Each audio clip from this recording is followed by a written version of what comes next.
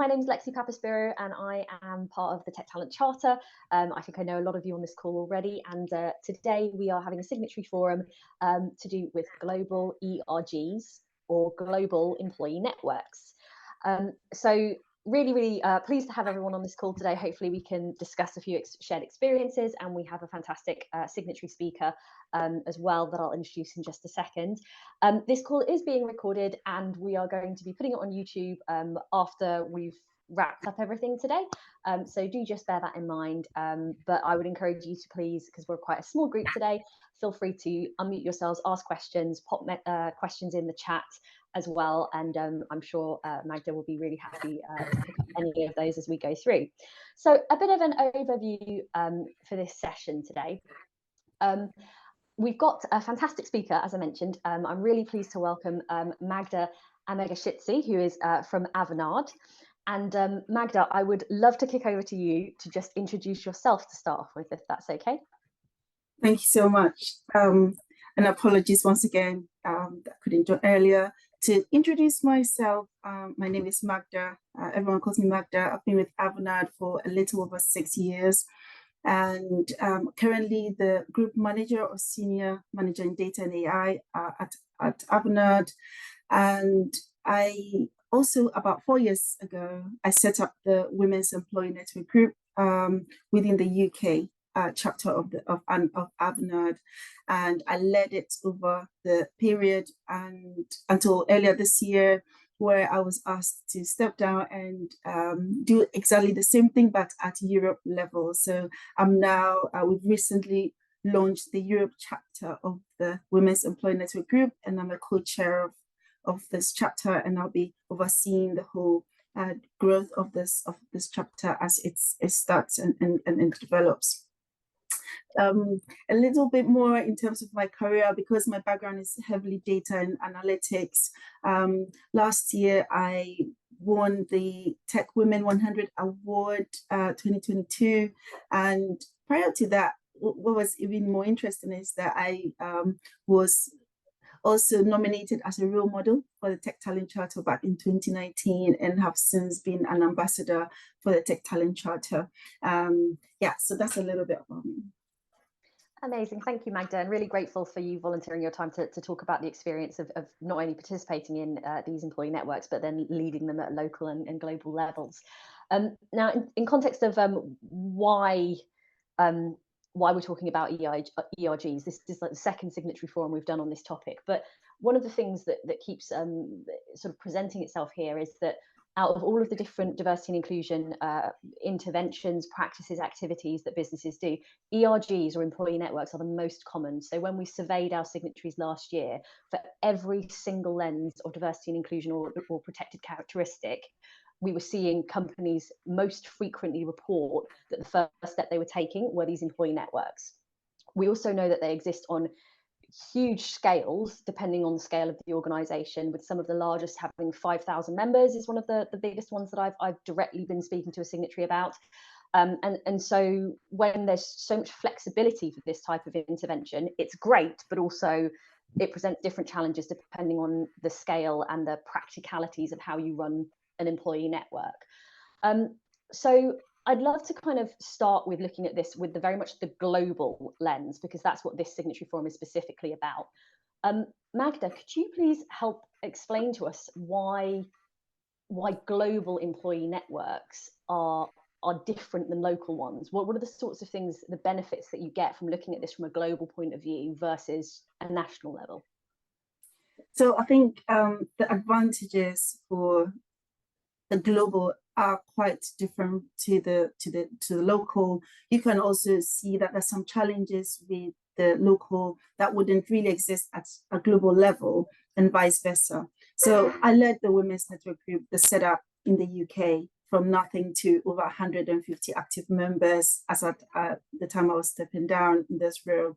And in our engagement, everything has been very much local focused, right? So in terms of networking, community building, it's been very, very local in focus, and you derive more in that sense of community and understanding and addressing local challenges. When you look at the global network, it's very different in the sense that you now have more exposure to a diverse range of cultures.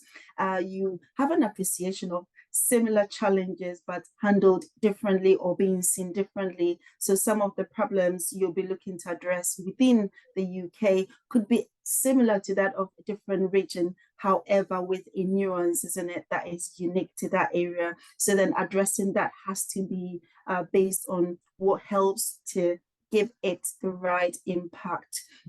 So addressing challenges at a global level would mean that you need to have a global oversight together with a local oversight to those challenges so that you can have the right impact at that local level. Otherwise, it almost becomes like a written script and it doesn't really have the right impact. And if you don't have the right impact, you would see less engagement because people want to resonate with what you're trying to address. People want to feel that it really matters. And people are usually very passionate about the network groups that they join together with, what its vision is and its mission. It should resonate with both the people at the local level and then building on it to that global level. So there's quite a few nuances there that you need to be looking at.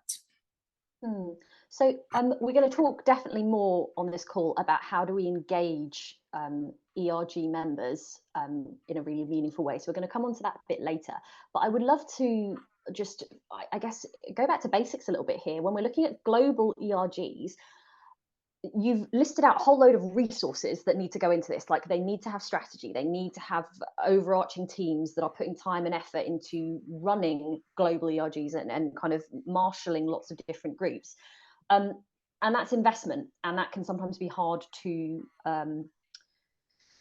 get the right amount of backing for, depending on the organization that you're in. So let's talk about benefits. What are some of the benefits of having an ERG that is operating at a large organization, potentially on a global scale?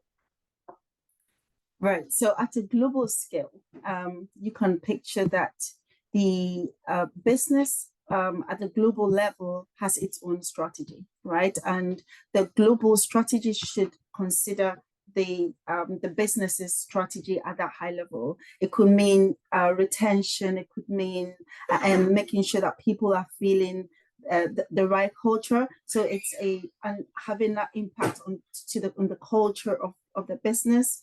So the benefits to a global ERG is ensuring that the strategy that we set up or the vision we have is aligning to that what the business wants to achieve at that overall level. It's an umbrella group, really. When you think about a global ERG, you're looking at local chapters coming together with local, ways of doing things with their own cultures, and you just need to make sure that it aligns to what the business's overarching vision is within that ERG at that global level. Yeah. So there's this idea of there are local strategies for D&I and there are global strategies for D&I, and the global ERG is a way to align your people with a potentially global strategy without losing sight of what matters regionally. Absolutely. Something else that I know that we talked about before, Magda, when we kind of prepare for these types of forums, is the idea of like employee retention is something that just comes up time and time again for tech businesses, especially when we're looking at little subsectors within that, so like women in tech. And one of the things that you highlighted to me is that employee retention is higher among ERG members. Is that how you've experienced things? We would love you to tell us a bit more about that. Definitely. So one thing I've noticed when I speak with people randomly that turn out to leave a company, they usually wouldn't have been as engaged with the business, feeling that they are part of, the having that influence in the strategy of the company by participating in the different communities like the ERGs. So one thing that happens when it comes to retention is that within a business, you would find that the more receptive the business is to get involved in the EN's activities and to listen to their voice, and also want to share and make that and act on the concerns that are being raised, the higher the likelihood of retention, because you tend to identify what might get people leaving, and then you can address it. So businesses can benefit a lot from being involved and actively listening and making the voice of the network group members heard and relevant as it defines a strategy. Yeah, and of course, there was that idea as well that you mentioned before to me around teaming up with talent acquisition. So the idea of having these larger network groups allows you to tap into much larger international networks when it comes to talent. So when you're looking to have refer a friend programs for recruitment and things like that, using a much bigger ERG has compound effects of the number of people you can reach for potential opportunities. That was something else that came up, and I thought to myself, there's metrics for that everywhere. Yes, it's quite interesting because if you think about it, when you have the chance to join a company, you usually want to identify with people within that company. So if a company's got an active and a thriving network group, what better way to attract people externally than to leverage that community within the business? So within Avanade, for example, the employee network groups, we partner with our talent acquisition team to support with attraction and hiring of diverse talent from various communities. So it's a win-win situation, right? Because employees joining a company would know that the culture of that company is welcoming, right? They would feel welcome, and the business actually does make that conscious effort to support the network groups so that they can give up their best. So it's how much involved the company is, the business is, in supporting the network groups so that the network groups can support the business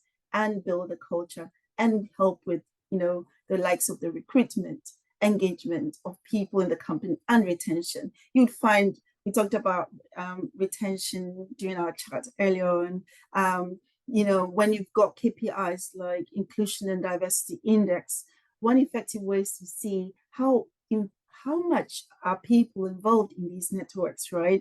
How much are people feeling positive as well? You would find that when you host an event and you ask people after the event to give their feedback, you would immediately see the positivity in the people, because they feel that something is being addressed that is relevant to them, and naturally it boosts people's self-confidence, not just self-confidence, but confidence in the business, that the business can support them with business or career and personal growth, because effectively that's what it is about. Everyone wants to know that the company they're in cares for them, and if they don't, then you'd want to go somewhere else. So yeah, how do we encourage that engagement? How do we encourage them feeling that they're heard within the network groups, and they can actually also share their challenges or any problems or anything that will can be addressed by the business? So you've got these beautiful employee networks, you've got more people that you've brought together because you've made it global. So rather than potentially in slightly smaller organizations where you've got maybe a handful of people that belong to a certain type of ERG, you can spread that right out, get a lot more people involved, get a lot more engagement, a lot more sense of community, because you've got this global ERG. So there are all of these benefits to it. Let's look at the practicalities of it. How do you go about making a global ERG when, say, you've already got like a local one? How do you make that transition? What do you need to think about? Should you even do it? What have your experiences been from going from local to global? So I thought about it, and I thought, actually, it's not do you have a local or do you have a global? They coexist, and I think it's more demand led as well. Why would you want to go global? There should be a reason. Typically, you would find that you have network groups in pockets of localities. So if you see a number of chapters across a region, say for example the whole of Europe, we do have a few chapters around, but then they're not as aligned. However, in the UK, for example, we're so matured and we're doing so well, then there's a reason to bring it all together, right? And create a global chapter that would help to oversee the entire strategy for that whole chapter, and also give it the opportunity to cross-learn. So those chapters that are smaller and less thriving can learn from the ones that are doing really, really well in that region and also grow. So that's where, you know, the difference is. It's either you need it or you don't. If you need it, then clearly you would have seen that it's an opportunity to create that synergy across a number of local chapters. And the process really is very similar but different, because again, you're looking at different countries or different regions. So you need to make sure that your board members and co-chairs come from there's a good spread across the region. So it's across the globe. So it's not just limited to one particular country. You want to make sure that people within the board leader or the leadership are coming from the various chapters or the various little local chapters. That's great. Yeah. So it's this idea that if it's driven by existing employee engagement, you can have these local chapters springing up, and really the global piece is about how do you align and make those different chapters equal more than the sum of their parts. Exactly. And I guess the logical question off the back of that then is, if you've got a region that doesn't have that groundswell of activity for a local employee network, can you, in one region, how do you tackle that? Like when you don't have people on the ground that are actively already doing this work and you're just joining them up, is there a way to spread ERGs that are really strong in one region to another region where it's not already happening? So I think this is where it's pretty much looking at how I'm going to be working with my Europe chapter, because that's the challenge I have right now. I've built the UK chapter. We're very matured now, and I've handed it over across Europe. There are other, you know, countries or local chapters that are very, very much in silo and not as matured. How am I going to work through this? I think, again, there's the cross-learning opportunities. There is the opportunity to bring some of the planning would have to be held at that global level. So where I can say, within, say, Netherlands, you can define your own events and plans and everything you want to do for a particular year. We can take ownership of part of it at the global level, and we support you. So hand in hand, we work together to host some events or run some events.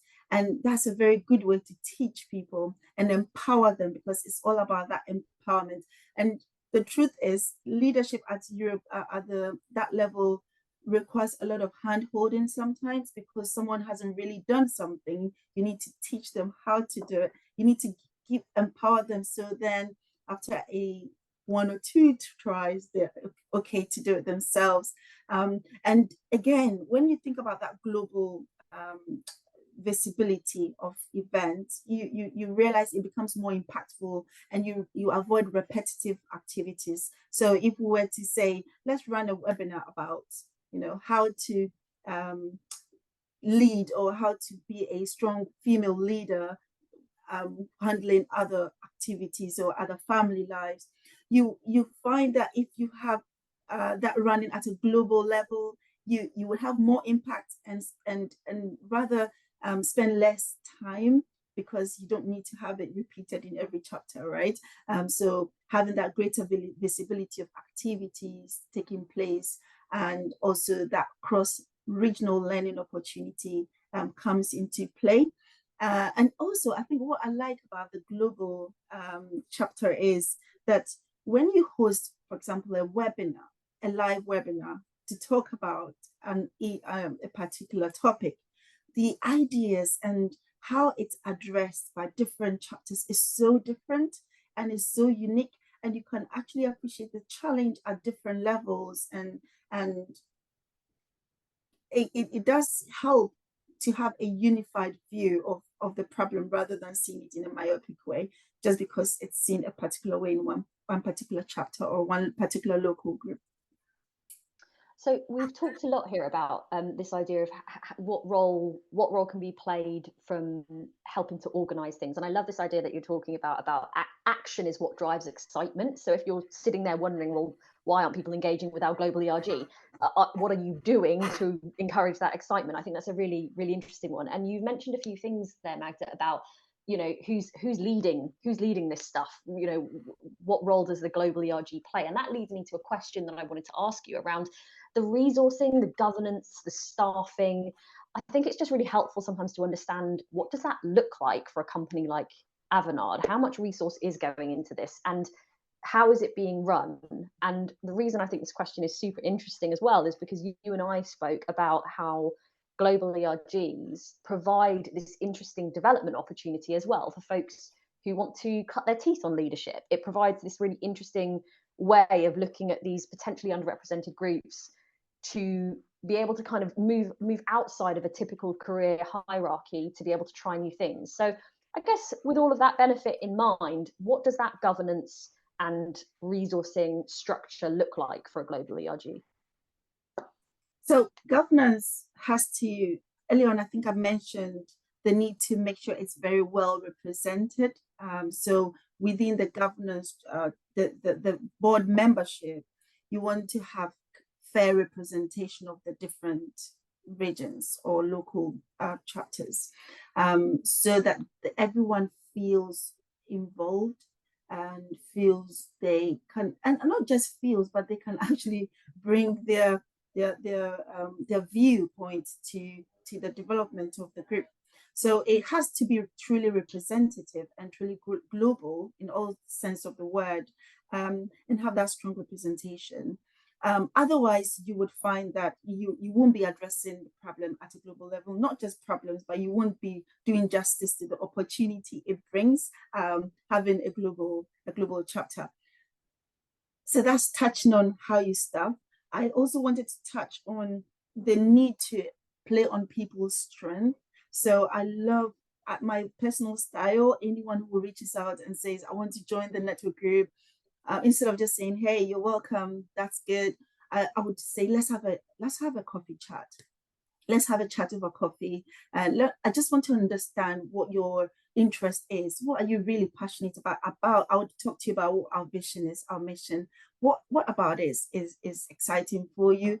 For this particular year, we are addressing these particular themes. It could be about allyship. It could be about networking. It could be about, adding value to external communities and charities. Which part of this is exciting for you, and where do you see yourself playing an active role?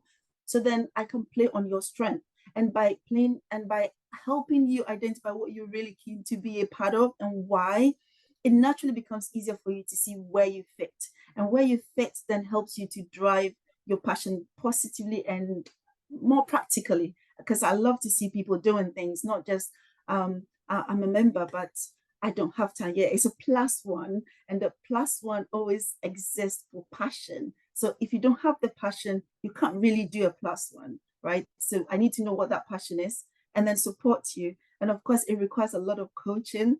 And that is also one of the things that I think is really important, because that also helps with leadership, right? So if I coach you to become strong and confident I would say, I want you to take over this, work stream of running TED Talks, for example.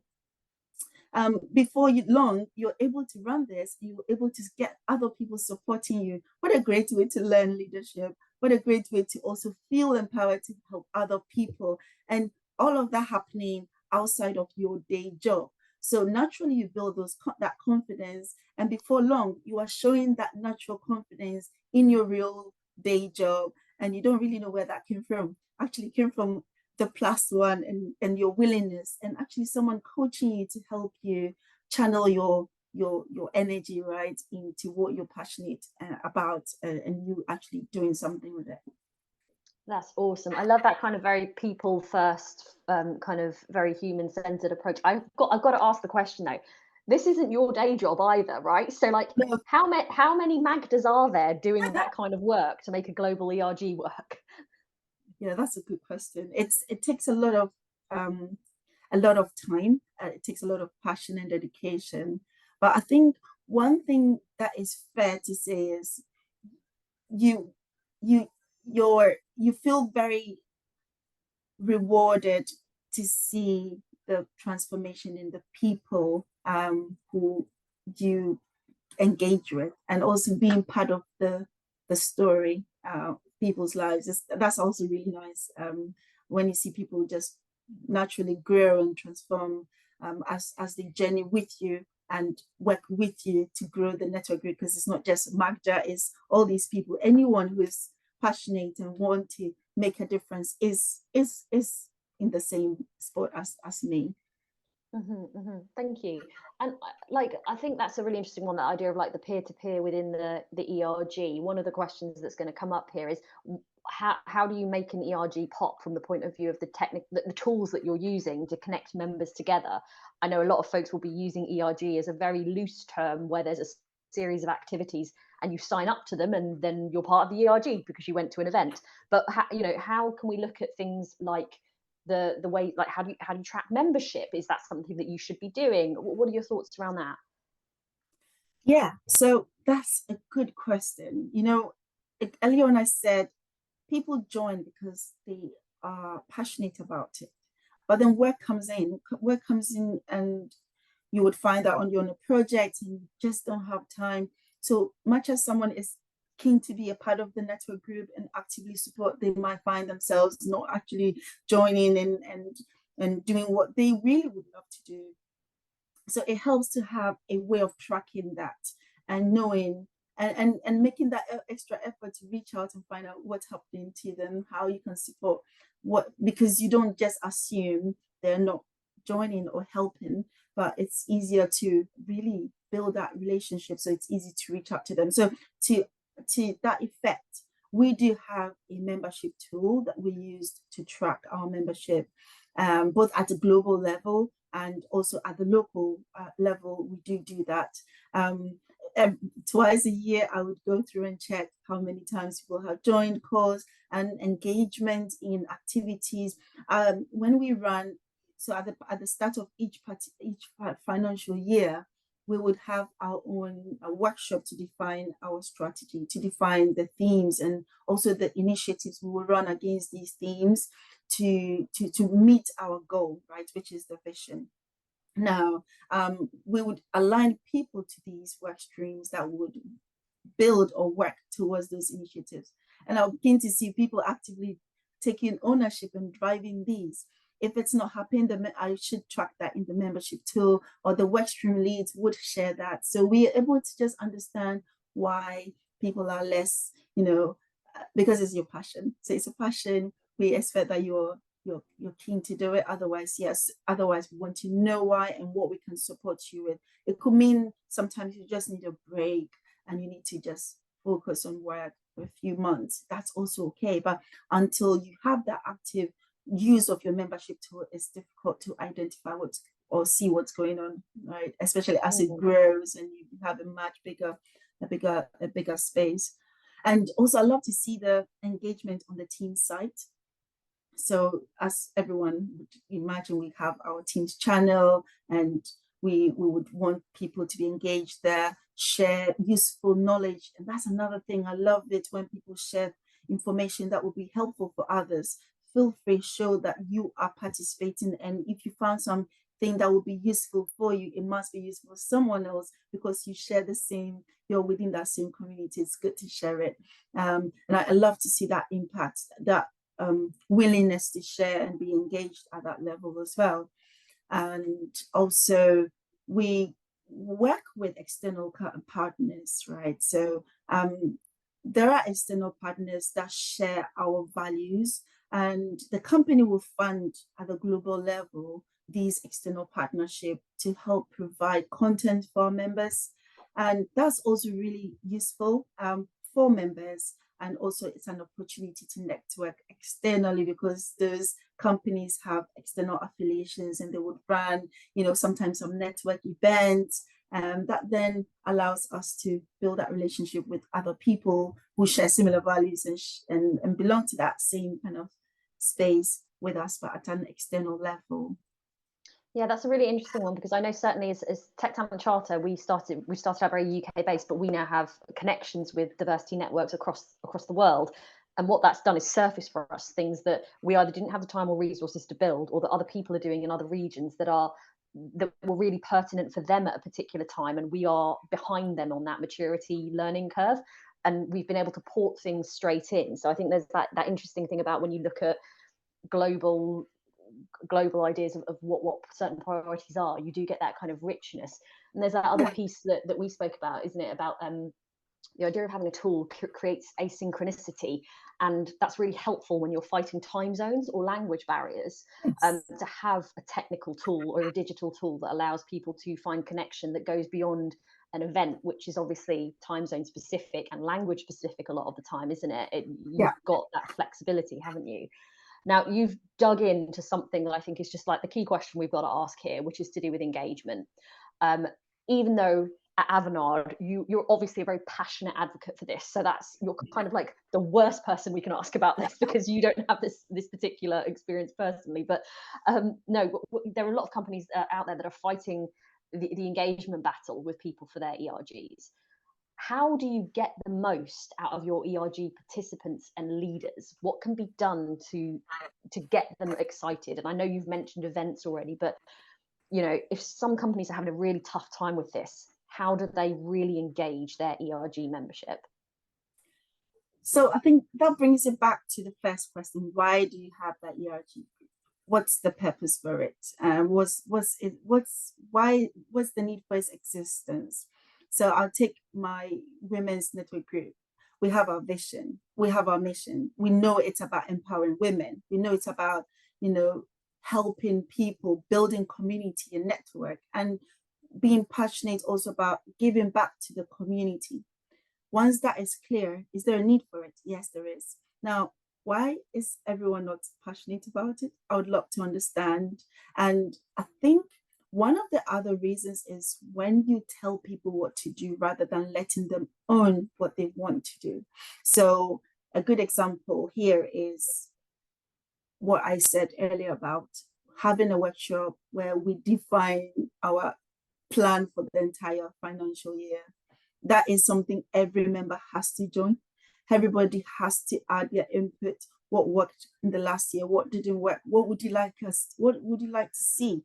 And of course, when you think also about the reason for the network group's existence, you want to also say clearly, each year you would have made some progress in addressing some issues better than others. So the next year you shouldn't be looking at repeating the same thing unless there is still the need to address those issues. So in each year you should define the themes you want to prioritize. In fact, if you could prioritize in a priority order, which themes have more value or more importance for that particular year, and it has to be agreed by the membership. So it's not you making that decision, it's everybody owning it. And by everyone owning it, naturally it starts building ideas on what initiatives we can run to address this. And I'm just very quickly going to touch on budget, because budget is a big thing here. People doing things, but you need money to support it. If you need to support an external charity or do some external event, there is cost implications to all of this. Even if you wanted to run an in-person networking session in the company to bridge the gap between senior leadership and junior ones, there is still some cost implications. You want to allow for some refreshment, right? And that gets people more excited to join some of these events. Let's be fair. Nobody wants to come in for an evening networking event and go back feeling like they've got dry throat. So you want to have some drinks ready so people feel more relaxed and can actually enjoy that evening. So the willingness for the business to, I would say, invest in the network groups is very important. Investing financially, investing time to also listen and participate.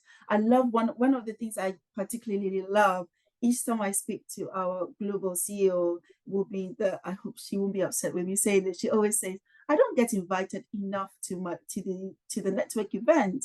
And I always have to apologize, because naturally we're thinking she's actually too busy. We don't want to bother her. Whilst in actual fact, she actually wants to be involved. So it's the willingness for the leadership to be involved, and that makes a lot of difference. People love the fact that they join a network group and they have the I'll say the clear and full attention of the senior leadership, and also the opportunity to meet them regularly means that they have that visibility and more relationship building opportunities with senior leadership. All of that goes a long way to get the employees actively active in the group and keen to be involved, right? So yeah, it's a win-win, but there should be a dedication by the senior leadership, by the business, and a lot of the business leaders are usually very keen to support. It's whether you call or reach out to them enough. That is such a great bit of advice that I hadn't thought about, the idea of, you know, leadership teams feeling like actually they want to be involved more, but we're too busy like protecting their time, which is very natural for us to do, right, when we're managing up and things like that. So that makes a lot of sense. And, you know, to reflect on my experience, and I didn't mention this to you before, Magda, but there have been two really large organizations I've worked for that are both global. One is Apple and one is General Assembly, which is now part of the Adecco group. And with both of those organizations, when running global network type of engagements, there's always been an element of how do we get people together, even if it's in a blue moon, like just once in a blue moon. The idea of kind of getting people all in one room, I think it's that funny thing of don't underestimate the importance. Like you say, with the refreshments, it sounds like a silly thing, but that idea of giving people a real life environment, even if it's once a year, just to partially meet up with others, that sets the tone for a lot of what happens next when it comes to engagement. So it doesn't need to be often. It can only, you know, even if it happens once, that can really establish an engagement with the idea of a certain type of community and who's in it. So really, really fascinating to hear that. It's actually interesting. Just brought to mind when we first decided that we prioritize making networking one of our core themes for last year, and we decided to do more in-person networking and invited senior leaders within the UK, because it was a local chapter event, to come and do 10 minutes quick networking with people. I was amazed at how willing. I mean, when you think you would ask someone and they would say, I'm not sure, and they go like, yes, count me in. And you think that's really, really good, because it does reinforce that sense of this is important for the business. Networking is important, and it should be important, not only for junior members, but senior leadership as well. Yeah, totally. Thank you. So I guess one of the last questions that I wanted to ask was one from the attendees, which was what resources would you recommend that, you know, would be helpful for running a global ERG? So I think here what we were talking about are there any actual like hard resources, less so about money and people, but what actual resources have you found helpful for your ERG that you've been running? So one of the resources that I found really useful is having a playbook that will be like a centralized resource to ensure that you support all the local ENs, so they have all the resources they need to be successful without needing to repeat to them or struggling to tell them what is available or what knowledge they should have. So instead of instead of spending time speaking to each person about certain things, you can centralize those resources, and it becomes much more like a playbook, and it's very easy for everyone to go as a one-stop shop, right? We talked about that membership too at the global level, and also I always encourage asking for feedback, periodic feedback at global level, encouraging feedback from members also helps. You don't know what you don't know, but it helps to ask and allow people to also give their input in questionnaires, either after a global event or sending it out into a team site and encouraging people to quickly fill up a 2 minutes questionnaire really helps. Yeah, so always be checking, right? Always be checking how people are engaging with what you're doing. Yeah, and with the playbook, right, it also contains the framework. So you do have a framework for how you'd create a local, chapter what should the structure look like, you know, and it makes it quite easy to break it down as well, rather than needing to, and it makes it easy reference point really for anyone who is running at the local level to go back to it as a reference point to check on information they need. Awesome, thank you for that. So that's the idea of the central repository. So I'm going to pause here and ask if anyone has any questions they want to put directly to Magda, because this topic is obviously something that's really company specific. And if you're on this call, you've probably got a reason or a question or a thought process behind why this particular question of global ERGs. So I'd love to welcome any questions that we haven't spoken to from folks in the group so far. And then I'll ask my final question to Magda, which is about her 5 top tips.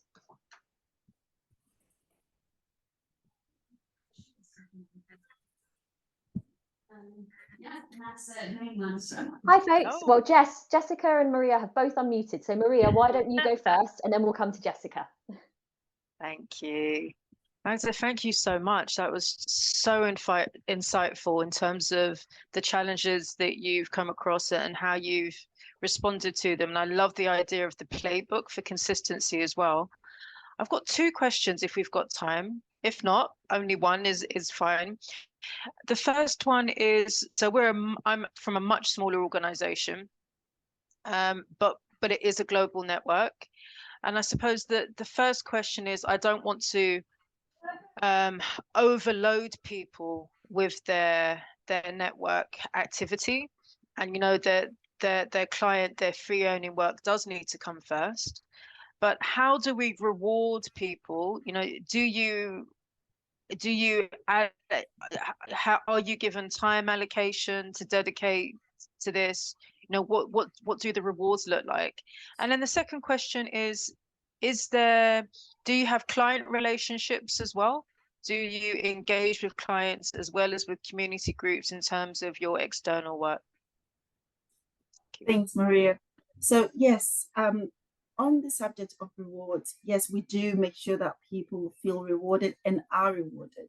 So you talked about the time. So within my company, we have I don't know if, for more like a code.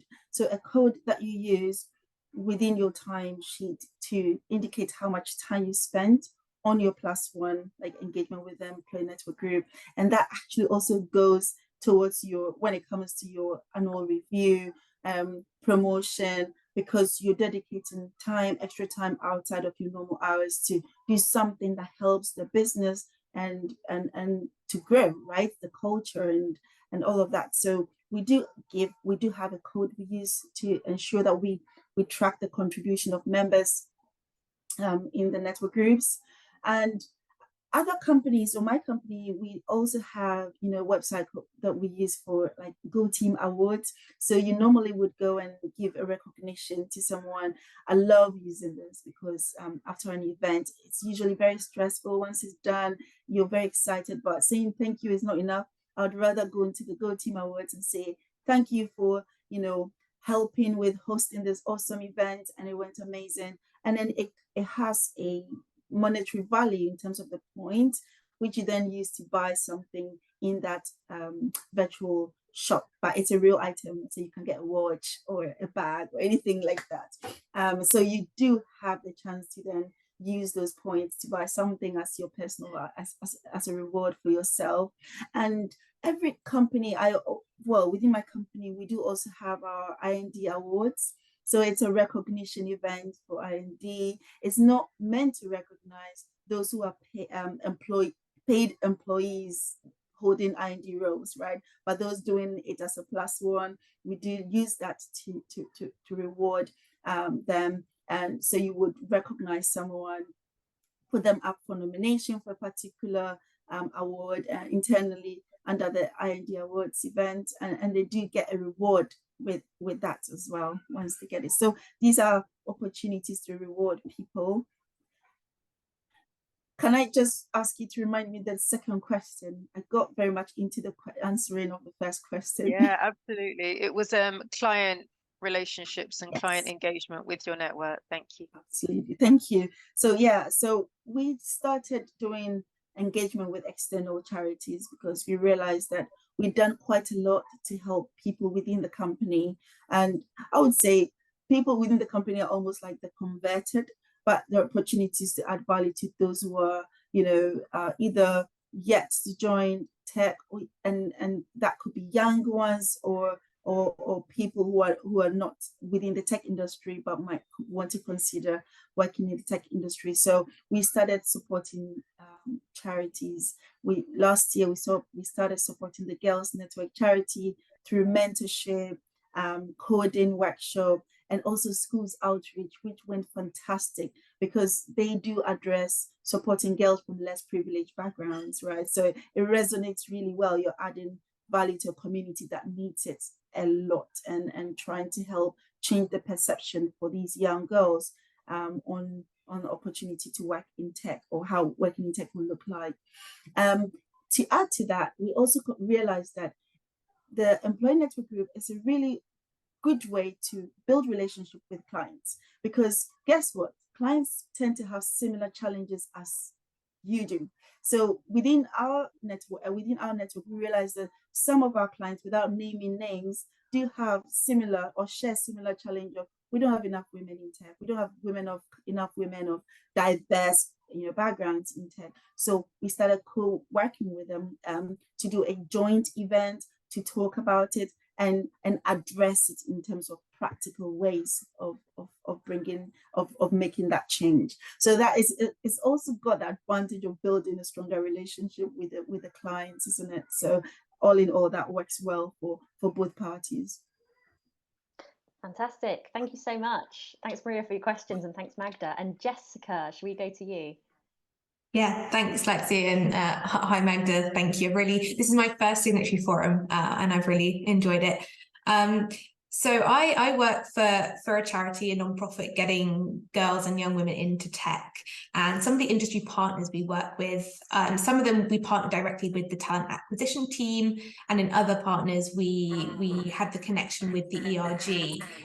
I wonder if you've got any kind of best practice tips and tricks for like how ERGs and talent acquisition can work together when we're working with the ERG. How can they partner with talent acquisition to get women into their company? Or when we're partnering with the TA team, how can they work with an ERG maybe to support women making that transition once they've arrived? Thank you. So I think, first of all, it's usually thinking about it at the high level, what the company's target is, right? So where is it sitting in terms of achieving its goal and where it wants to get to? It could be that for example, they have enough women of color, but they don't have enough women who maybe have transitioned from a non-tech background into tech. Now, the approach then is, how do we bring together the right community within the network group who represent that group, and working with the talent acquisition in the engagement with potential new recruits during interview, for example, first or second interview, or even the final interview, how we have those conversations with those particular potential employees coming in. Sometimes what it means is you helping to reassure an employee, or a potential, I would rather use the word potential employee at this point, because they have not joined the company yet, but having that chat to talk to them about your journey coming into the company and how it's been for you. And you naturally see that that other person is seeing themselves in your shoe. They're asking you questions that sometimes are subconsciously some of their worries. A good example is there were times when I've had to have conversations with people who have left the work environment for a while, a couple of years, to raise their kids before wanting to go back into work, and then we wanted them to get into tech. Now, the lot of questions around how well supported will I feel. I've got my challenge of childcare and support. What kind of support is available? Yes, tech is a very, especially tech consulting is very intensive, but who can really talk to me and make me feel reassured?